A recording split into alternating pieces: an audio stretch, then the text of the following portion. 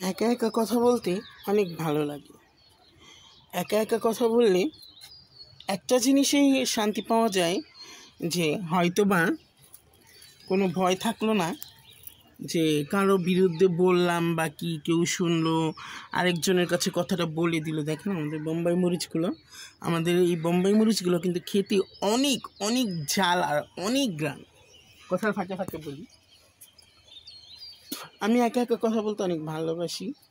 আমি স্বপ্ন দেখতে বা স্বপ্নের জাল বুনতে অনেক ভালোবাসি। জানেন, একটা মজার বিষয় হলো, আমি মাঝে মাঝে আমার স্বপ্নের রাজ্য থেকে বিভিন্ন দেশে বেড়াতে যাই।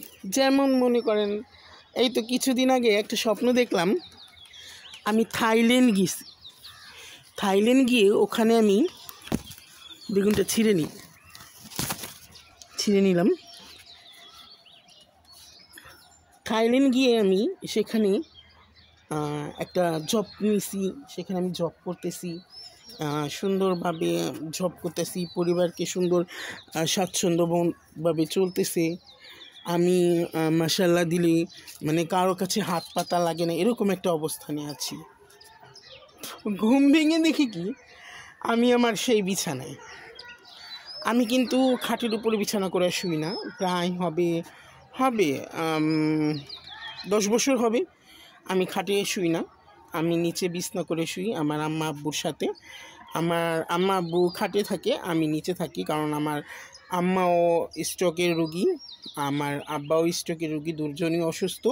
দেখা যায় রাত বিরাতে তাদের কিছু প্রয়োজন হতে পারে, পানির প্রয়োজন হতে পারে, কিছুর প্রয়োজন হতে পারে, সেই জন্য আমি তাদের সাথেই মানে একটা রুমের মধ্যেই আমি নিচে থাকি, তারা উপরে থাকে খাটে, আমি নিচে বিছানা করে থাকি। তো অনেকে প্রশ্ন করে যে তুমি নিচে বিছানা করে থাকো কেন, মানে আত্মীয় স্বজনের মধ্যে অনেকে বলে তুমি নিচে বিছানা করো কেন, তুমি অন্য ঘরে শো না। কারণ আমার আম্মা অনেকটাই অসুস্থ, এতটাই অসুস্থ যে দেখা যায় মাঝে মধ্যে উনি বিছানা থেকে শোয়া থেকে উঠতে পারে না, তাকে আমার ধরে উঠাতে হয়, উঠিয়ে তারপরে দেখা যায় বাথরুমে বা ওয়াশরুমে যেতে হলে তাকে নিয়ে যেতে হয়। তো রাত বিরাতে যদি আমি পাশে না থাকি, কাকে বলবে? আমার আব্বু অসুস্থ, তাকেও তো বলা সম্ভব না, তাই তাদের সাথেই থাকি। আর বাবা মার সেবা করাটা কিন্তু খারাপ না। আমি চাই যে আমি আমার লাইফে যতদিন বেঁচে থাকবো ততদিন বাবা মার সেবা করে যাই, বাবা মার পাশে থাকি।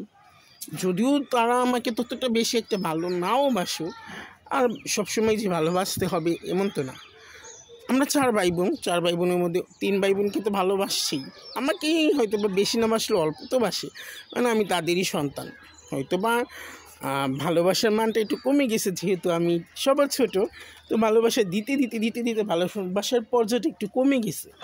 একটু কম বেশ হতেই পারে ভালোবাসা, তাই বলে তো আর বাবা মাকে অবজ্ঞা করা যায় না। তবে আমার যে চিন্তাভাবনা আছে, বাবা মা যতদিন আছে তাদের সেবা করে যাব, তারপরে যদি তাদের কিছু হয়ে যায় তখন হয়তো বা আমার জীবনযাত্রা, আমার পথ সবটাই পরিবর্তন হয়ে যাবে, হয়তো বা অন্য একটা দিশায় আমি চলে যাব, এমনটাই হবে।